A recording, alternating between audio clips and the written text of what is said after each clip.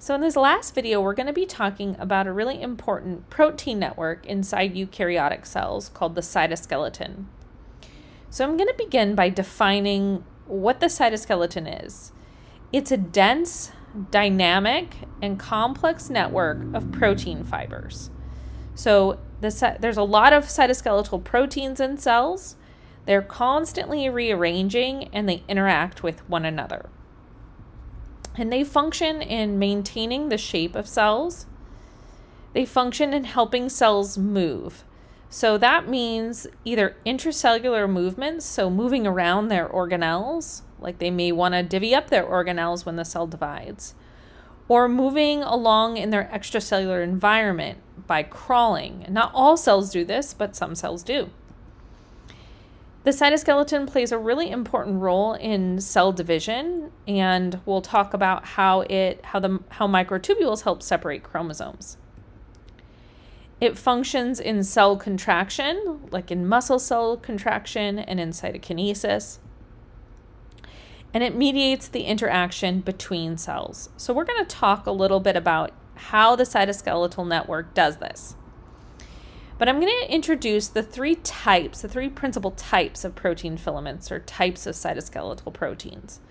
And those are actin filaments, which are sometimes called microfilaments because they were the smallest of the filaments. We then have the intermediate filaments, and we have, lastly, microtubules. And I'm going to talk about each three of these in succession, and I want you to be able to explain what they're made of, how they polymerize, so how they bind to one another, and what they do, or a few things that they do. So the first one we'll talk about are actin filaments. Actin makes up about 1 to 5% of all the total protein in a cell, and about 20% of all protein in a muscle cell.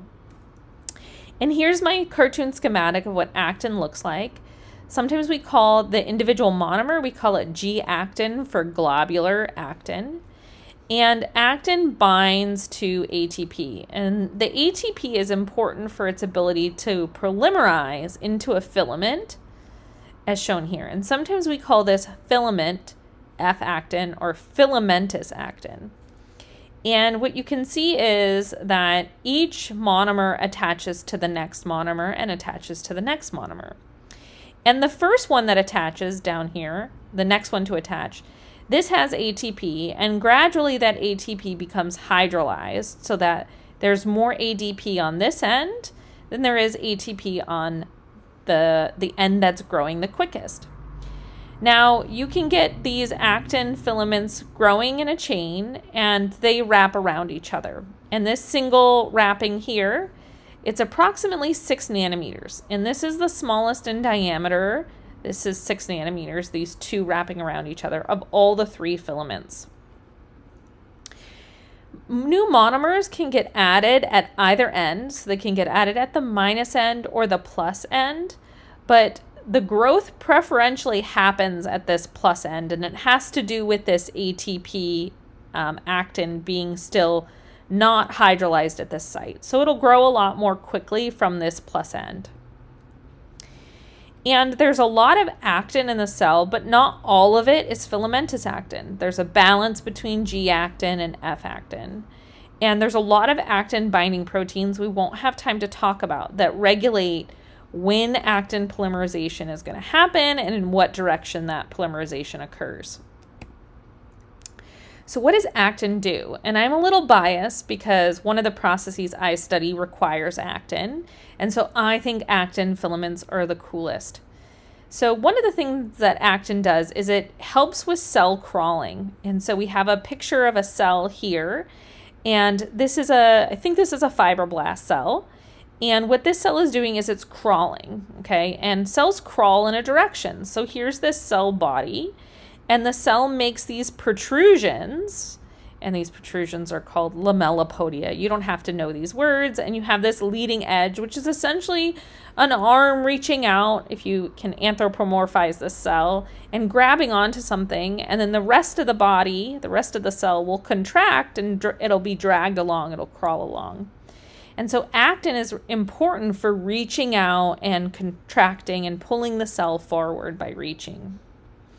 I have a video here. This is a video showing the role of actin in amoeboid movement. Amoeba proteus, a freshwater protist, crawls via amoeboid and so we didn't get to see these in lab, but these are really cool structures. And this amoeboid movement similarly requires actin, and you can see it kind of propelling its body forward, and all of the organelles are moving forward with this liquid, and that requires actin. Instead of calling the leading edge, it's called a pseudopodium. So just different words for different organisms. Okay, the next video I want to show you is this one video that I made a while ago when I was a postdoctoral research fellow at the University of Iowa. And we had this really cool machine that let us image crawling cells. And so these are neutrophils from a human. And what this is there's this little shelf here, and you put the cells in this well here, and they have to crawl, they have to squeeze under this shelf, and then they can move, but they're not going to squeeze under this shelf unless there's some sort of signal. So over here in this well, we put what we call a chemoattractant. This is a chemical that attracts our white blood cells. So it was called FMLF. It's part of bacteria, and our white blood cells can sense this, and if they sense it, they can start crawling towards that signal.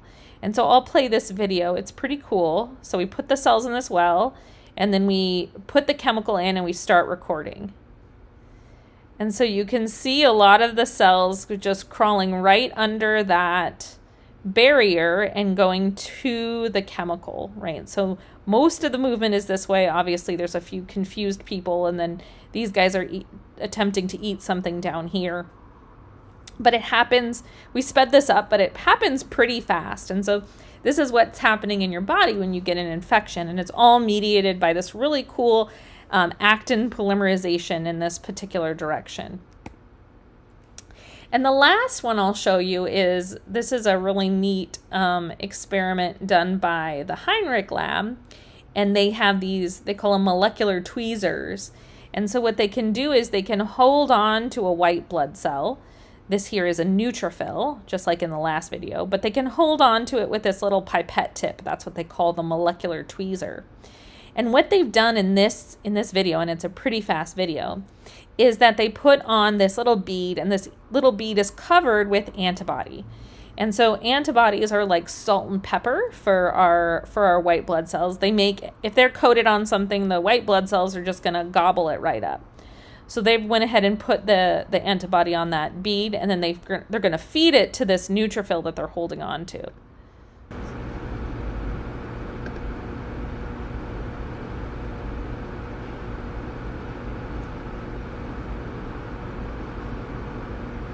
Okay, so we got to see some really cool videos of neutrophil crawling and phagocytosis and amoeboid crawling.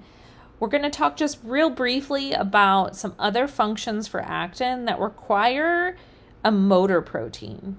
So what a motor protein does is it attaches something like a vesicle or a part of the membrane to an actin filament or to a cytoskeletal filament. And the motor protein for actin, or that interacts with actin, is called myosin. And myosin has two important domains. It has a head domain, shown here, and this is the part that binds to actin and essentially walks along the actin road.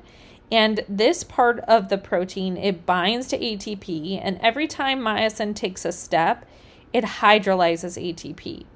And so this is why when, in this example here, where we have myosin binding to muscle fibers and leading to contraction, every time you get a contraction, that's going to require quite a bit of ATP. The other important part to myosin proteins is its tail, and this is what gives each myosin specificity, because the myosin's tail binds to different cargo. In this case, it's binding to the cell membrane, or it's binding to muscle fibers, or parts of the plasma membrane that are involved in cytokinesis. And in this last example here, it's binding to an organelle. So there's around 20 different kinds of myosin molecule or myosin proteins. I'm showing you the three most important ones. But they all play a really important role in processes like cell contraction, organelle transport, as well as cytoplasmic streaming. And you may have seen some cytoplasmic streaming take place when you were looking at the chloroplasts moving around in the Elodea plants in the lab. So myosin will move along the actin filaments, but myosin can only move towards the plus end. And so that's another reason why that plus end, the one that grows preferentially, is important to point out. So we're going to start talking now about intermediate filaments. These are intermediate in diameter compared to actin filaments and microtubules. And many different types exist, and each consists of a different subunit. So essentially the monomer here would be just an IF protein. And so humans have approximately 70 different IF genes, okay? And a single gene will make a protein, and then that protein will form a fiber. And so here's an example of just one protein fiber made up of an intermediate filament. But this doesn't really help with the intermediate filament's function. And so what happens is another fiber is made, and they wrap around each other to form a dimer. This would be a quaternary structure. But this doesn't end there, because it pairs up with another dimer to form a tetramer. And there's a lot of molecular interactions that happen between these two dimers that form a stronger filament, and then they can interact with more. And so this provides more and more structural support. So the main role of intermediate filaments is to protect against mechanical stress, and so they serve as a protective role. So some examples of intermediate filaments are keratin proteins, and these can be found in the skin, the GI tract, the tongue, cornea, hair, nails, and feathers, and they can provide a lot of structural support to those tissues. The other really important intermediate filament is nuclear lamins. And so recall when we were talking about the nucleus, we said it had a nuclear envelope around it. So it had a double membrane around it. So under the nuclear envelope is a whole bunch of nuclear lamins that form this network of filaments under the nuclear membrane. And so this helps the nucleus maintain its shape. And also chromosomes bind to the intermediate filaments and kind of these anchor the chromosomes. And at really important times in the cell, those chromosomes can detach from the intermediate filaments. And this might happen in the process of DNA replication or in cell division. So the final cytoskeletal protein we'll talk about are microtubules. So microtubules are the largest of the cytoskeletal elements.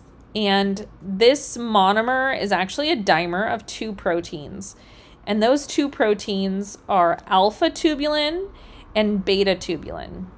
Now, instead of binding to ATP to get their energy for polymerization, these monomers bind to GTP. And so this is another structure in the cell, or another chemical compound in the cell, I guess I should call it a compound, that looks a lot like ATP. It has those phosphate bonds, and that can provide energy for polymerization to happen. So we have this dimer here, and these dimers essentially form one long strand, okay? And we call that one long strand of alternating alpha and beta tubulin, we call that a protofilament. And 13 protofilaments wrap around each other, shown here, and this forms a hollow tube. And so this is approximately 25 nanometers in diameter. So pretty big when you think that actin is only 6 nanometers in diameter. So these are much bigger structures. And like actin, they have directionality and they're highly dynamic. So they're always polymerizing and depolymerizing. And they have a plus end and a minus end. So this end where the monomers have just added, usually GTP hasn't been hydrolyzed yet. And so this end, this plus end, will grow faster.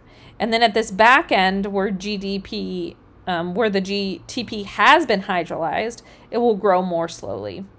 And this directionality, it's just important because we're going to talk in a little bit about how motor proteins move, and they like to move towards either the plus end or the minus end in microtubules.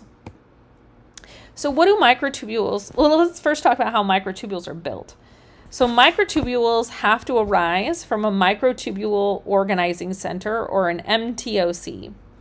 And so here's a cell, and we have this, in animal cells, we call our MTOC, our microtubule organizing center, we call it a centrosome. And if we zoom in on the centrosome, so this structure here, in fact, what we would see is a bundle of microtubules, and this bundle of microtubules we call centrioles. And so from this bundle of microtubules, right, the centrioles, we form the centrosome. And then from the centrosome, is how our microtubules will grow from this location and then out towards the periphery of the cell. So it's just good to keep track of these terms now, because as we talk about cell division, these terms may come up again. So during cell division, our centrosomes are duplicated. And so what this helps do is eventually it's going to help physically separate or pull apart the chromosomes, because each microtubule organizing center will have microtubules originating from it. Some of them will make contact with the chromosomes and then begin to pull those chromosomes back to what will be eventually a daughter cell. So microtubules function in cell division. They also function in organelle transport. And so this requires motor proteins. So the motor proteins we're going to talk about here are kinesin and dynein. So let's talk about kinesin first. Kinesin, right, has a tail, and that tail attaches to the cargo. In this case, the cargo is a vesicle or an organelle. And then it has the head groups. And the head groups will hydrolyze ATP. And kinesin walks towards the plus end of microtubules. And every time it takes a step, it's going to hydrolyze ATP. So it's going to step, step, step, and walk towards that plus end, carrying that vesicle where it needs to go. Microtubules also have a motor protein that moves towards the minus end, and that motor protein is dynein. And so this one, again, hydrolyzes ATP as it takes a step, and it moves its vesicle towards the minus end. And so I sometimes can remember this, that dynein moves to the minus end, because di is something I associate with being negative, and that moves towards the negative end. And kinesin, I think of kinetic energy, and that's kind of a positive thing, so I think of kinesin moving towards the plus end. But what I'm going to show you here is a really cool experiment where they took these squid axons, which are filled with cytoplasm, and they squeezed it out onto a glass cover slip. And so what they're going to see is that microtubules are going to form, and when you add ATP, which is going to activate the motor protein, you will see the organelles in the cytoplasm start to move along in both directions, move along this microtubule. So it's pretty cool. In this experiment, a cell homogenate containing many different organelles so there's the organelle. is added to microtubules. Motor proteins are normally attached to the organelles. When ATP is added as a fuel for the motor proteins, some organelles bind microtubules. So now and ATP is going to be added by their motors. Most kinesin motors move towards the plus end of microtubules. Kinesin moves it towards the plus end. Dynein motors and then always goes move in the dynein opposite moves it direction. back the other way. Both motors are used to transport organelles, and occasionally a single organelle, which must have both types of motor attached, can be seen to switch directions. The bidirectional traffic observed here is reminiscent of that in an intact cell. So a single organelle can have both kinesin and dynein on it, and that can help it change direction. So to summarize, there are 3 types of filaments found in the cytoskeleton. Those are actin filaments, which can also be called microfilaments. These are the smallest. They're made up of actin subunits. They have directionality, so they have a minus end and a plus end. They have a motor protein called myosin that moves along the actin filament towards the plus end. These proteins, these filaments, play a very important role in maintaining cell shape, in moving cells via muscle contraction or cell crawling. They help animal cells divide in two, and they can move organelles in the cytosol in plants, in fungi, and in animals. They also contribute to cytoplasmic streaming, and as you saw in this video, they contribute to phagocytosis. The next group of filaments is the intermediate filaments.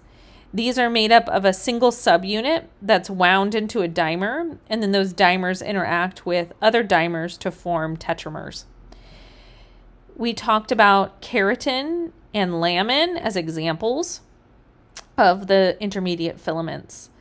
Keratins play a really important role in maintaining cell shape, and nuclear lamins help maintain the shape of the nucleus, anchor the nucleus, and anchor the chromosomes to the nucleus. Finally, we talked about microtubules. These are made up of alpha and beta dimers, and they assemble into protofilaments that form a tube that's 25 nanometers in size. These have directionality. They have a minus end and a plus end. So just to recap, actin filaments and microtubules have directionality, but intermediate filaments do not. Microtubules have two motor proteins. They have kinesin that moves towards the plus end and dynein that moves towards the minus end. Microtubules help maintain cell shape. They help move flagella and cilia. This isn't something that I talked about in this video, but microtubules are important for flagella to beat, as well as cilia. So we have cilia on the cells of our respiratory tract, and these are constantly beating to basically keep away bacteria from colonizing. And so microtubules are important for that, the motion of those structures. Microtubules help move chromosomes during cell division. They assist with the formation of the cell plate during plant cell division. They move organelles, and they provide tracks for intracellular transport. So these proteins are really cool, and I hope you enjoyed the videos, and I'll see everyone in class. Thanks, bye.